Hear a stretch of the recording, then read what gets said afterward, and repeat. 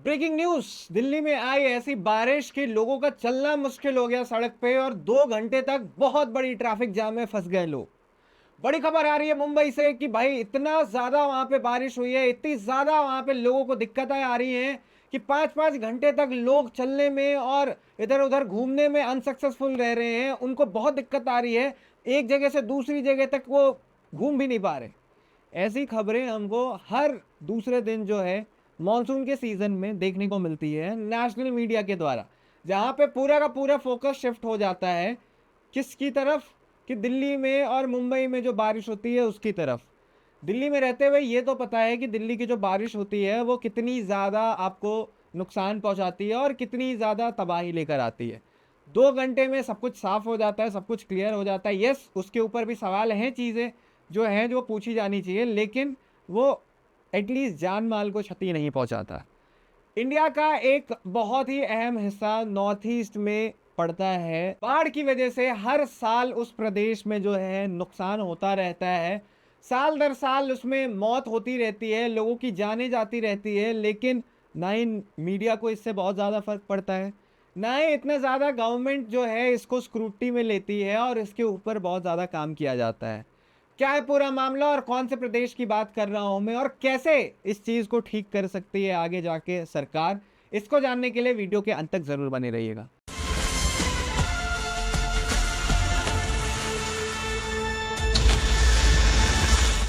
नमस्कार, मेरा नाम है इंद्रनील भारती और आप मेरे साथ देख रहे हैं द न्यूज अरीना। हम अक्सर जो है नेशनल मीडिया पे ये सुनते रहते हैं कि भाई आज तो दिल्ली में बहुत दिक्कत आ गई, 2 घंटे की बारिश हो गई, मैं एक जगह से दूसरे जगह पे कम्यूट नहीं कर पाया।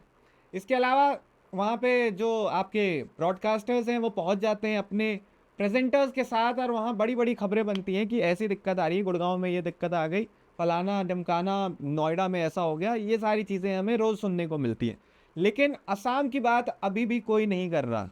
असम जहाँ पे ऑलरेडी 68 लोगों की ऑफिशियल जान जा चुकी है, और मैं बस ऑफिशियल फिगर्स की बात कर रहा हूँ यहाँ पे, जहाँ पे बस सरकार ने जो आंकड़े दिए हैं उसकी बात हो रही है। 50+ लोग जो हैं ऑलरेडी गायब हो चुके हैं, जो अभी जिनका पता नहीं लग रहा कि या वो जिंदा बचे हैं, क्या वो किसी शिविर में हैं, या उनकी जान भी चली गई है। इसके अलावा अगर आपको डिटेल में आंकड़े बताऊं, मैं अगर डिटेल में इन डेप्थ जाके बात की जाए तो एक बार आप सारे रिकॉर्ड सुनिएगा। ऑलमोस्ट 7 लाख से ज़्यादा लोग इससे इम्पैक्ट पड़ चुका है उनकी ज़िंदगी में। ऑलमोस्ट 7+ लोग जो हैं वो प्रभावित हो चुके हैं इस चीज़ से। शिवा सागर, गोलाघाट, चराईदेव, जोरहाट, नंगांव और कामरूप, ये ऐसे 6 डिस्ट्रिक्ट्स हैं जिनके ऊपर सबसे ज़्यादा फर्क पड़ा है और ये सबसे ज़्यादा इफेक्टेड हैं इस पूरे के पूरे बाढ़ से। अपर असम में जो है बाढ़ आया है, ये कोई पहली बार असम के साथ ऐसा नहीं हुआ है। ये आप बोल सकते हैं कि एक इवेंट बन चुका है असम में। साल दर साल आपको हर बार मानसून के सीज़न में जब आप टेलीविज़न खोलेंगे या न्यूज़पेपर खोलेंगे तो एक छोटी सी खबर दिख जाएगी कि असम में इतने लोगों की डेथ हो गई, ऐसे वहाँ पे जो है बाढ़ आ गया और ये सारी चीज़ें। इसके अलावा 631 विलेजेस, 631 गांव जो हैं वो इस चीज़ से प्रभावित हो चुके हैं। 1.88 लोग जो हैं वो बस एक डिस्ट्रिक्ट से प्रभावित हो चुके हैं, एक डिस्ट्रिक्ट से, शिवा सागर से, जबकि 1.44 लाख लोग जो हैं वो प्रभावित हुए हैं। इसके अलावा अगर कृषि क्षेत्र में बात की जाए तो उसमें आप समझिए कि 37,139.52 हेक्टेयर का फसल जो है वो बर्बाद हो चुका है, वो तहस नहस हो चुका है, अब उसका कुछ नहीं किया जा सकता है। इसके अलावा 2.56 लाख जो पशु हैं वो भी प्रभावित हुए हैं। आपको विजुअल्स नजर आएंगे अगर आप सोशल मीडिया अभी स्क्रॉल कर रहे होंगे, जहाँ पे हाथियों का एक झुंड है, जहाँ पे गायों का जो झुंड है, मगरमच्छों का एक काइंड ऑफ बोल सकते हैं गुच्छा है, जो बाढ़ के साथ साथ आगे जाता हुआ दिखाई दे रहा है या बहता हुआ दिखाई दे रहा है। आप समझ सकते हैं इन सभी चीज़ों से कि जो अफेक्ट है वो कितना ज़्यादा हुआ है। इसके अलावा अगर बात की जाए तो मोर देन 4,000 घर, मतलब ऑलमोस्ट 5,000 मकान हैं जिनको थोड़ा बहुत नुकसान पहुंच रखा है, और ऑलमोस्ट 100 के आसपास घर जो हैं वो पूरी तरह से तहस नहस हो चुके हैं। इसके अलावा अगर राहत शिविर की बात की जाए तो 28,000 से ज़्यादा लोग जो हैं वो राहत शिविर में जा चुके हैं, जिसमें से 97 ऐसी महिलाएं हैं जो या तो प्रेग्नेंट हैं या जिन्होंने अभी जस्ट बर्थ दिया है बच्चों को, और 42 जो हैं अपाहिज लोग, दिव्यांग लोग, वो इसमें शामिल हैं। तो आपको ये जो आंकड़े हैं ना, वो ये बताएंगे कि एक पूरे राज्य में अगर 7 लाख से ज़्यादा लोग प्रभावित हो रहे हैं, अगर 7 लाख लोगों को जो है इम्पैक्ट पड़ रहा है, तो आप सोचें मामला कितना बड़ा है। 7 लाख अगर आप पॉपुलेशन किसी को एक बार में देखते हैं ना, तो आप मतलब आपका ब्रेन कॉम्प्रिहेंड नहीं कर पाएगा, इतनी ज़्यादा भीड़ होती है और उतने लोग जो है इस चीज़ से सफ़र कर रहे हैं। आप सबको याद आएगा 2020 में भी एक ऐसी ही बहुत बड़ी बाढ़ आई थी, जहाँ पे सैकड़ों लोगों की वहाँ पे डेथ हुई थी। इस बार असम गवर्नमेंट और बाकी के जो लोग हैं, जो मौसम वैज्ञानिक हैं, वो ये बता रहे हैं कि पिछले 6 दशक में इससे बड़ी बाढ़ नहीं आई है। मतलब 60 ईयर्स से इतनी बड़ी बाढ़ नहीं आई है जिसने इतने बड़े इम्पैक्ट डाले हों, इतने लोगों को अफेक्ट किया हो।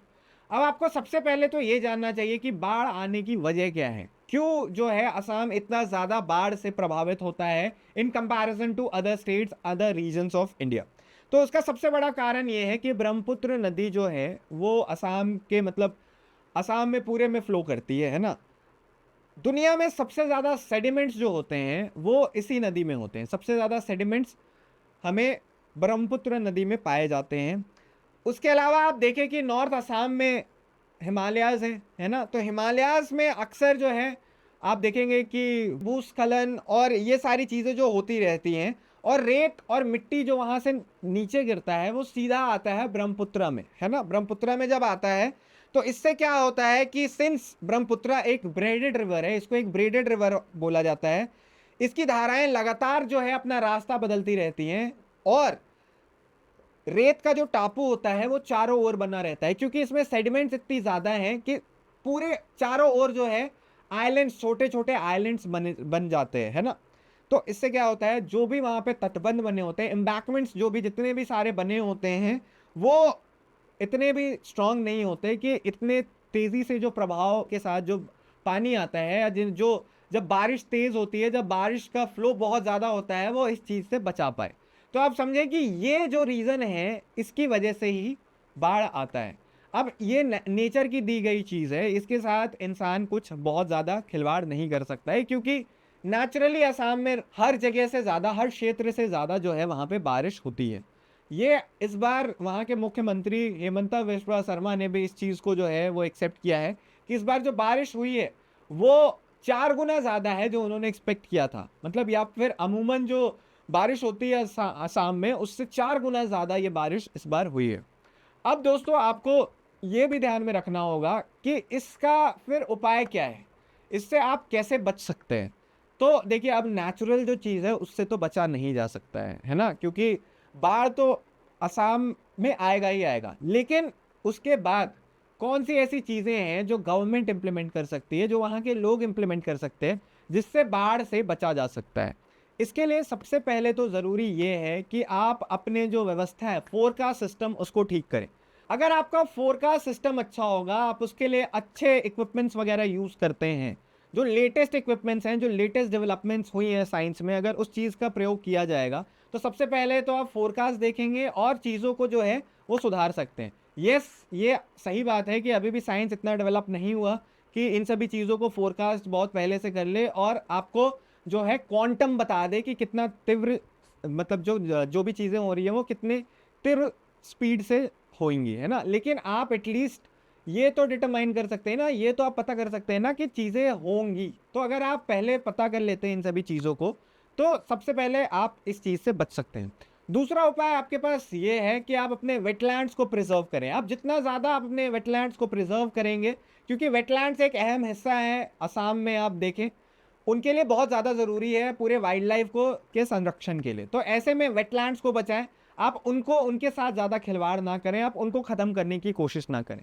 अगर सरकारी तौर पे बात की जाए, तो आप जो भी एम्बैंकमेंट्स बना रहे हैं उनको जितना मजबूत बनाया जा सकता है उसको उतनी मजबूती से बनाने की कोशिश करें। जो फ्लो होता है वो बहुत तीव्र होता है, बहुत जो उसकी स्पीड होती है किसी भी रिवर से इंडिया में ज़्यादा होती है। तो इस चीज़ के लिए आप तैयार रहें। एम्बैंकमेंट्स जो पुराने ज़माने के एम्बैंकमेंट्स हैं अब वो काम नहीं आएंगे, आपको मजबूत एम्बैंकमेंट्स बनाने पड़ेंगे। इसके अलावा आप उड़ीसा का एग्जाम्पल ले सकते हैं, जहाँ पे एक बार 1998 में जो सुनामी आई थी उसकी वजह से 10,000 से ज़्यादा लोग मर गए थे। उसके बाद उड़ीसा में कभी भी ऐसी सुनामी कितनी भी आई, लेकिन ज़्यादा लोग इतनी डेथ जो है उस टैली तक नहीं गई। क्यों? क्योंकि अब जो है उन्होंने ऐसे फीचर्स यूज़ किए, उन्होंने ऐसे टूल्स यूज़ किए जिसमें सबसे पहले फोरकास्ट का यूज़ किया गया। उन्होंने बहुत अच्छे से फोरकास्ट को यूज़ किया। उसके अलावा उन्होंने शिविर कैंप्स जो बनाए वो बहुत ही ज़्यादा नंबर्स में बनाए, स्पेशली समुद्र के किनारे। यस, आप में जोग्राफिकल डिफरेंस है और एक तूफान या आपके लिए जो समुद्र के किनारे जो चीज़ें आती हैं उसको उससे मैनेज करना कंपैरेटिवली इजी है इन कंपैरिजन टू किसी भी बाढ़ से। लेकिन आप शिविर जो अभी लगा रहे हैं उसके लिए आप बहुत पहले से व्यवस्था कर सकते हैं। आप एटलीस्ट लाख लोगों को अकोमोडेट करने के लिए ऐसे शिविर कैंप्स जो है वो आराम से बना सकते हैं।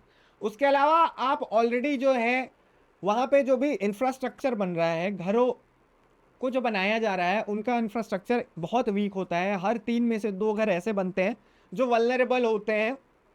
तेज़ पानी और बाढ़ की पानी अगर वो तीव्र गति से आए तो उनको डैमेज करती है। तो ये भी मेक श्योर करना चाहिए जो घर अब बन रहे हैं वहाँ पे उनको अच्छे से बनाया जाए मॉडर्न इंफ्रास्ट्रक्चर का यूज़ करके, और तभी जो है सरकार उनको मंजूरी दे जब तक घर एक सेट स्टैंडर्ड का नहीं बन पाता है।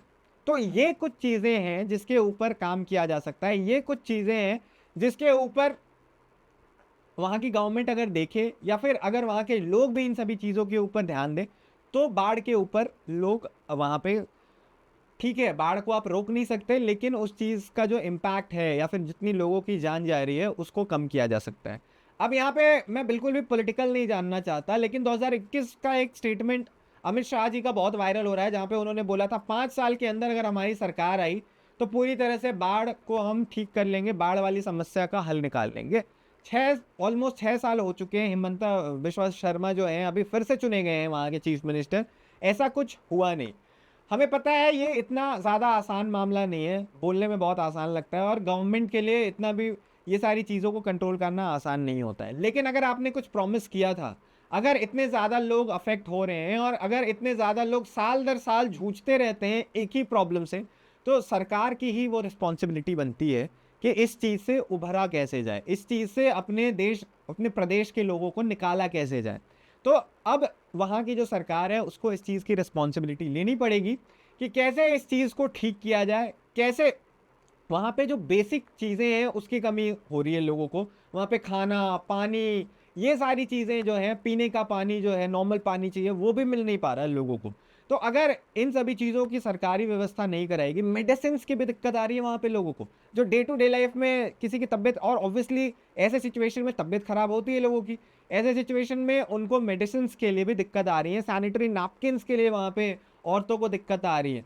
तो इन सभी चीज़ों के ऊपर तो डेफ़िनेटली जो है वो देखा जा सकता है और इन सभी चीज़ों को तो डेफ़िनेटली जो है सरकार समय के पहले ठीक कर सकती है। आप कितने भी स्टेटमेंट्स दे लें कि इतना बड़ा जो कभी बाढ़ नहीं आया और ये सारी चीज़ें, अगर आपने 5 साल या उससे ज़्यादा गवर्न कर लिया अपने स्टेट को, तो आपकी रिस्पॉन्सिबिलिटी होनी चाहिए कि आपका जो प्रदेश है वो साल दर साल ऐसे जो भी क्लाइमेटिक चेंजेस हों या जो भी बड़ी समस्या आ रही हो उस चीज़ से आप ना जूझें।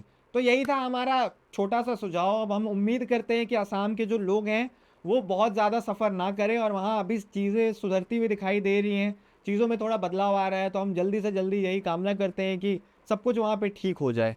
और सरकार अब इसको कैसे निपटती है आगे जाते हुए, इन सभी चीज़ों का कैसे ध्यान रखा जाता है, ये गौर करने वाली बात होगी।